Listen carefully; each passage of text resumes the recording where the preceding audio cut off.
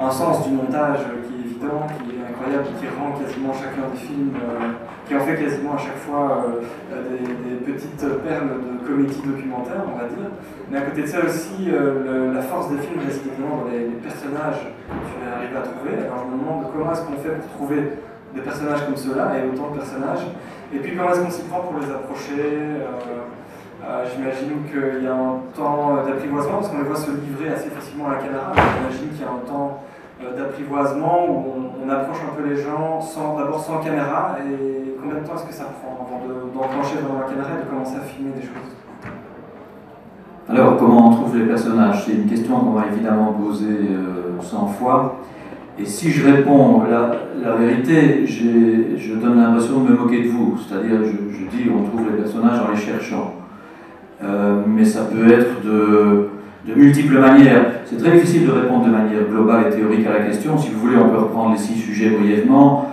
Le premier, c'était l'agriculteur, c'est ça? Oui, je l'avais je me suis occupé avant en striptease d'une émission qui s'appelait L'écran témoin. C'était une formule tout à fait différente. Il y avait un débat après le film. J'avais consacré un jour un sujet sur le célibat. J'avais rencontré ce garçon qui était donc venu en studio, que je trouvais très intéressant. Et quand j'en ai eu la possibilité, je suis donc allé le filmer chez lui, dans son milieu naturel. Bien avant qu'on ne fasse toutes ces séries formatées, Le bonheur est dans le pré, etc. Bon, parce que déjà à l'époque, et ça ne s'est pas du tout résolu aujourd'hui, le problème du célibat en région agricole, c'était un vrai problème de société, et ça reste. Le deuxième, c'était quoi? C'était Benidorm? Non, c'est d'abord le dernier tango. Oui, pardon, Benidorm. Ah, il me semblait quand même. Alors, Benidorm, ça s'est fait sans repérage. C'est-à-dire qu'on a repéré en tournant. On est parti une semaine, on est parti en car. Vous savez, il y a ces cars qui vont jusqu'à la Costa Brava en une nuit, c'est pas cher, ça plaisait à la RTBF. Du coup, on a débarqué là-bas un samedi midi, on a repris le bus du retour le samedi suivant, donc on a tourné pendant une semaine. Bon, ce qu'on savait, c'était qu'il y avait une colonie importante de Belges à Benidorm, donc on est parti sur cette idée. Et on a trouvé les personnages sur place dans des journées qui étaient très très longues. On démarrait à 8 h du matin et on allait dormir à 3-4 heures de la nuit. Une partie des repérages s'est fait dans les dancing où ils se retrouvent, etc. Donc on a turbiné pendant toute la semaine pour essayer de trouver les personnages, pour les connecter les uns aux autres. Enfin, il y avait des réseaux où ils se connaissaient, etc. Parabole, alors Parabole, c'est une histoire de poupée chinoise. Je tournais dans une usine du côté d'Angy. Et là-bas, à côté du personnage que je filmais, il y avait un ouvrier qui m'a dit « Vous savez, vous devriez aller trouver mon papa, parce qu'il a 85 ans et il vient de s'équiper de toute une série de paraboles en récupérant des casseroles de vieilles lessiveuses, etc. » Et je suis allé le voir, mais en réalité, j'ai découvert très vite que le fils n'avait pas compris où était le sujet, parce que certes, il y avait des paraboles, mais le vrai sujet, c'était la solitude du bonhomme, c'était le sentiment d'indifférence dans lequel il vivait, et qui venait surtout du fait que son fils le visitait très très peu, ou très exceptionnellement. Donc voilà, une histoire de poupée chinoise, vous renseignez quelqu'un, et vous allez voir, et vous ne trouvez pas forcément le sujet dont on vous a parlé, mais un sujet quand même.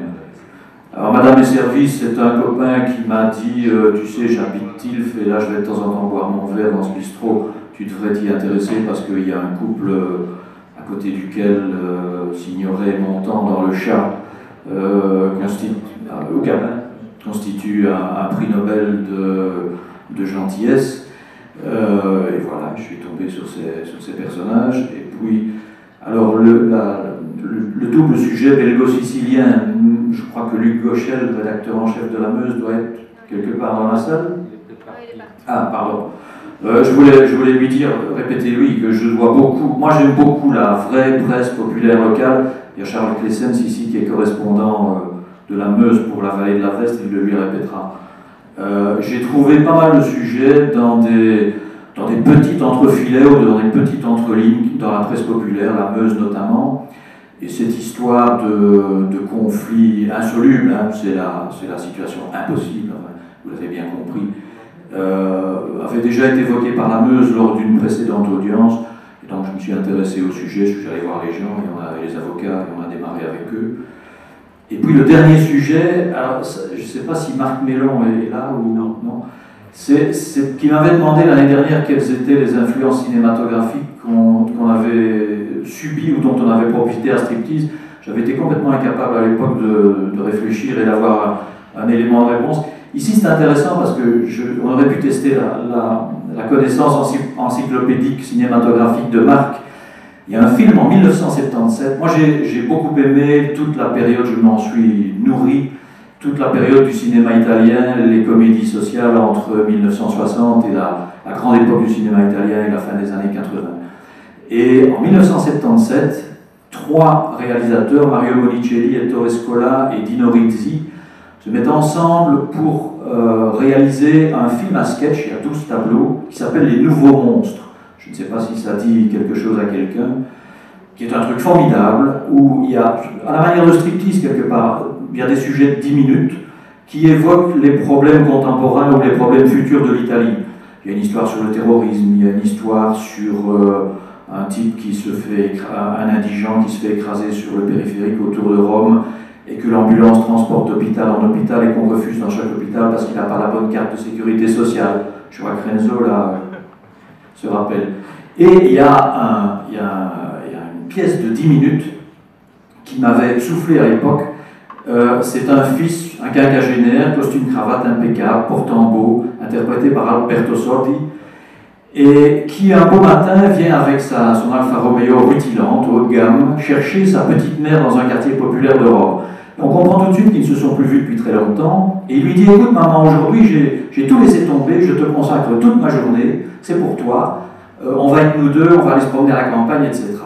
Elle est très très étonnée manifestement, elle rentre dans la voiture, elle dit: tiens, tu viens d'acheter une nouvelle voiture? Il dit: mais non, je l'ai depuis 4 ans. Donc on comprend qu'ils se sont vus pour la dernière fois très longtemps. Et puis on part dans la campagne, à un moment on passe, il y a une grande demeure comme ça dans la campagne, au loin, et Sordi dit: écoute maman, on va s'arrêter ici, ça a l'air bien, on va aller voir là. Et la mère dit: mais non, moi ce que j'aime bien c'est rouler en voiture, ça me plaît bien, je regarde le paysage. Non, écoute, on va s'arrêter, on va aller voir là-bas, on va faire un petit break. Ils vont vers l'immeuble. Si on entrait, dit Alberto, si on allait voir un peu les gens, mais non, on va déranger, on va pas entrer, etc.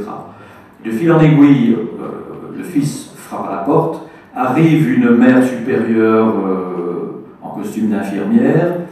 Manifestement, ils se connaissent, et puis il dit: bon, on va un peu visiter la maison, ça a l'air pas mal cet immeuble, etc. La vieille fait toujours de la résistance, dit: non, Alberto, écoute, je veux m'en aller, j'aime pas, je préfère me promener dans la campagne. Et finalement, il l'amène quand même à l'intérieur, il lui suggère que ce serait un très chouette endroit finalement pour vivre, c'est une maison de repos, que ce serait un très chouette endroit pour vivre, et la vieille a l'argument suprême, croyant échapper à toute cette machination, et elle dit: mais de toute façon, je n'ai que mes vêtements sur moi, je n'ai rien pris d'eau, j'ai pas de brosse à dents, j'ai rien.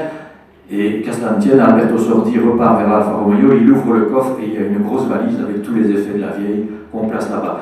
Et ça s'appelle traiter la commune, ça s'appelle comme une reine, parce que quand il sort, il a un geste théâtral vis-à-vis du personnel, et il dit: et surtout, traitez-la comme une reine. Et quand j'ai vu ce film, je me suis dit: bon Dieu, ça serait formidable de faire, bon, très modestement, je ne suis pas Ettore Scola, mais le même film avec des vrais personnages.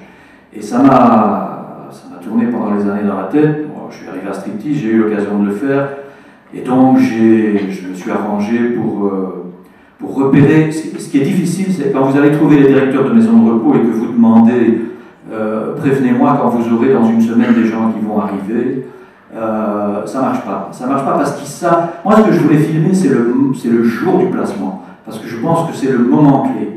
C'est le moment où il y a une contrainte, c'est le moment où la plupart des vieux ne sont pas d'accord, c'est le moment où ils sont contraints, où ils n'ont plus les moyens de leur politique.